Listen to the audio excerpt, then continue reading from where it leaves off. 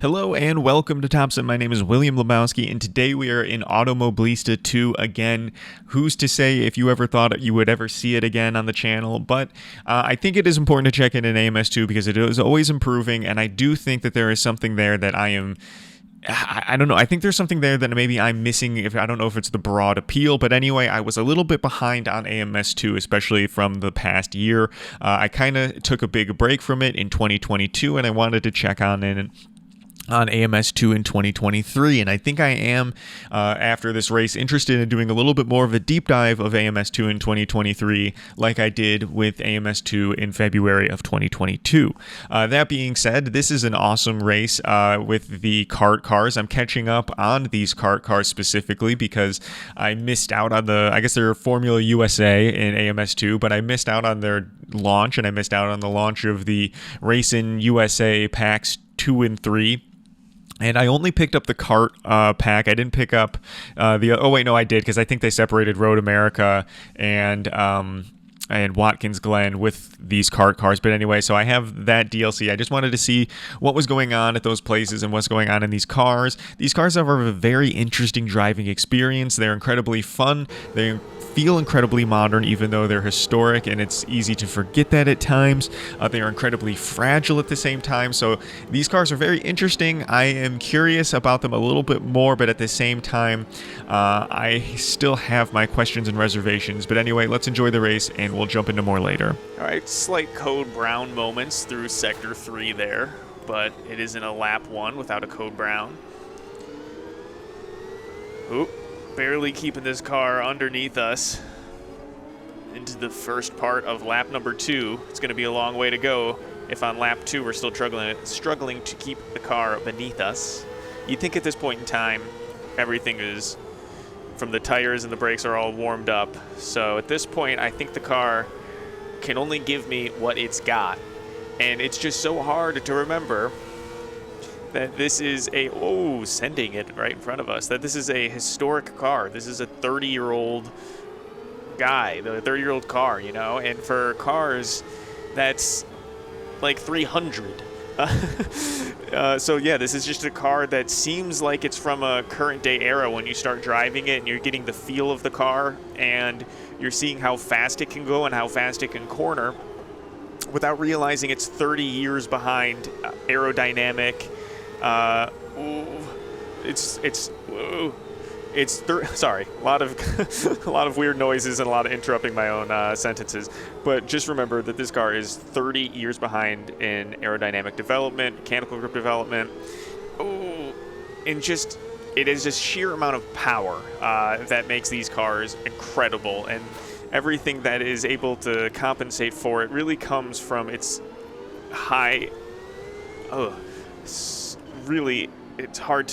It's so much power that it takes so much focus and concentration on your right foot just to keep the car going at racing speeds.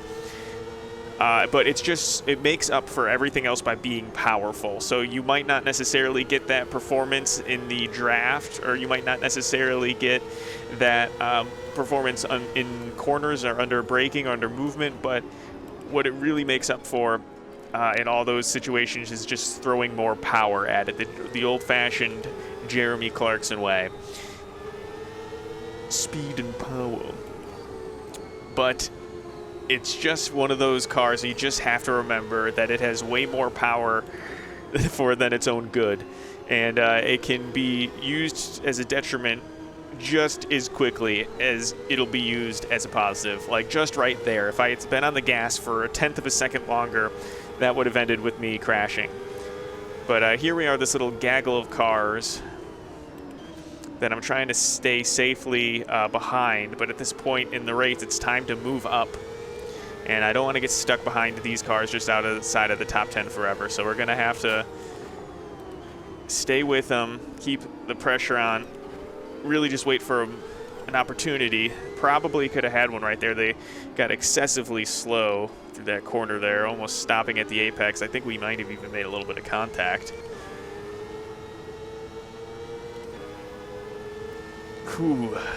Just trying to hold throttle through that corner. still spinning out with under half throttle engagement on that corner in third gear. Absolutely just insane how powerful these cars are. And there are a lot of times where like I feel like I see a moment, and in a modern day car I would send it in that moment. But this car isn't a sendy car, and you can send it. That's not what I'm trying to say. But I think you're going to have a lot more success being consistent and efficient in conserving momentum with your right foot specifically than anything else. And so I'm trying to really ignore the intrusive thought just to send it or to use every piece of momentum I have whenever I have it, because I know it could end very poorly. It just, like I said, being on the throttle for a tenth of a second too long, I feel like can just send it. And these cars are so fragile. They're not going to make contact with something without having terminal damage. So, and if you're making contact with another car, you know, be prepared for a huge decrease in performance based on the damage that you receive. So you really have to reward yourself for pace and clean driving in these cars and consistency. Because that corner that we just went through, it's so easy to spin out even in third gear, picking up in the accelerator. And I don't know about you guys, if you want every moment of every race in a sim race to be perfect, you're barking up the wrong tree completely. And so I don't exactly know. Oh yeah, so it's tempting just to like want it to restart anytime something like that happens, but you really just have to, instead of driving in an aggressive way that requires you to restart over and over again, it's more fun just to actually have a race and to have to think about what effect your move is going to have on the laps ahead. So like right there, better to back off and be pretty far behind going into that corner than it would have been to make contact or to go wide through the corner, as we now start to have a barking dog in the background. Halfway through a race, we have a barking dog. There's a couple of these double lefts and right-hand corners that kind of catch me out, because the interim between them, it's very easy to go very fast. But if you do reach that high top speed in between those corners, it'll send you. That was the first one, and I'll point out the second one when we get to it. The corner that we're coming up to is a double right, but it is not one of those ones that I'm thinking of where I can get way too fast in the center just because of how slow the center of this one is. You can really even consider it one. Yeah, that's one corner. Never mind, that was a lie. So, but again, wasn't one of the ones I was thinking of. I believe we're coming right up to it now.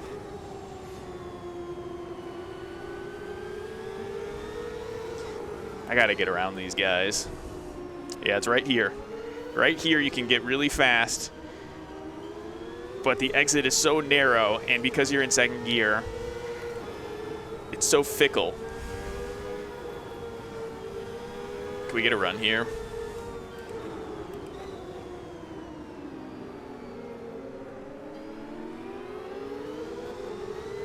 All right, staying close to these cars now, entering to turn one.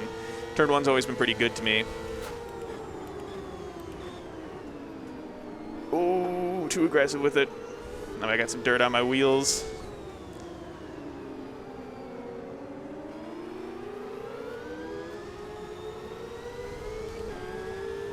And got to just be careful of the throttle and the power here as we get a run. Let's not waste it here.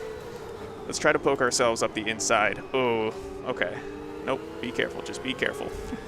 Almost lost that. So finicky, these cars. Oh, I thought we were much closer to the corner than that. I was looking down the inside, but then hitting the brakes like 100 meters too early. All right, let's stop yo-yoing. But these cars are so fragile and so finicky, and it's, believe it or not, pretty hard in the draft. You can definitely feel yourself getting pushed around.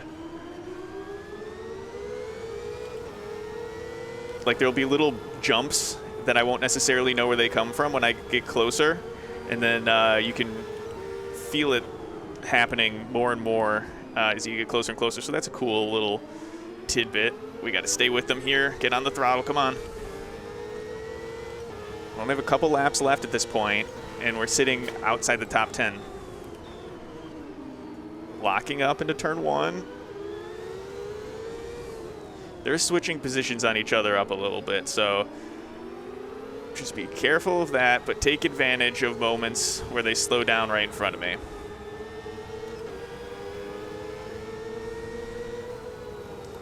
I'll try to save our run for the straight here. No, we just blew it with that apex. Maybe we'll still get a draft and have an opportunity to be aggressive on the outside.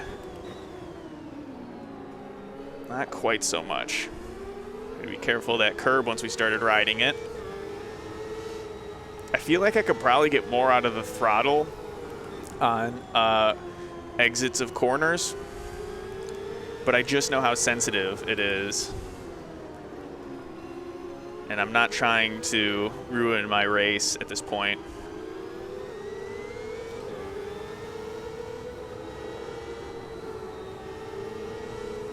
Maybe the exit here.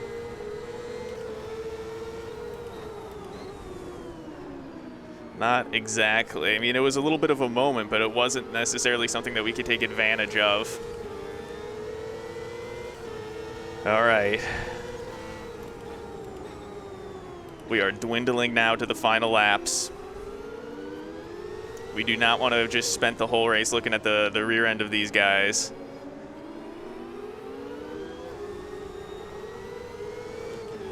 We gotta get a move done somewhere. We're gonna have to try it here. All right. See, I was surprised we were able to hold on to that. But that was what I was trying to avoid, because even just the slightest bit of contact with these cars, that car race is over. Our race almost over. And it had such a big impact on our track position. As you can see now, we're pretty far off these two in front of us. So you just have to be incredibly careful with driving these cars. And it really does teach you a lot. I think so. I think it's good, even though this might not be the most Type 1 fun driving experience, so to say, because of how cautious and careful you have to be. But it is a very, very good tool for improving yourself. All right, last lap. I feel like we should get a position that starts with a single digit, that has a single digit.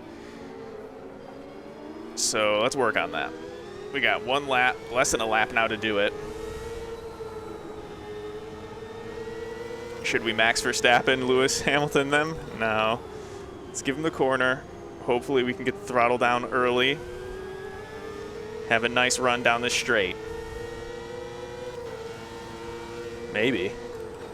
They were already going too wide. You can't really do anything when that's already going on. See, I can't really get past them when they're too wide like that. Almost completely lost the car there.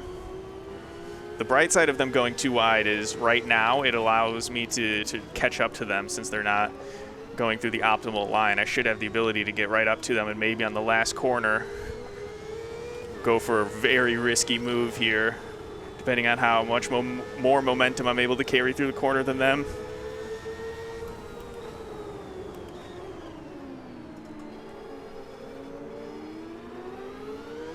Ah, top 10 is the only thing we're going to be able to do on that.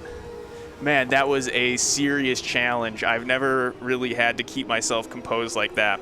And now I'm starting to see something in AMS2 that I didn't necessarily see before, which is the fine amount of control you have and kind of how big that zone is. I don't know. I'm interested now to play with a couple other classes of cars to see if what I was experiencing was just an old school car, basically historic race car behavior, or if this is more Madness engine holdovers. But I'm a little bit little bit of a AMS2 bug bite right now, a little bit of an interest into testing it, to pushing it.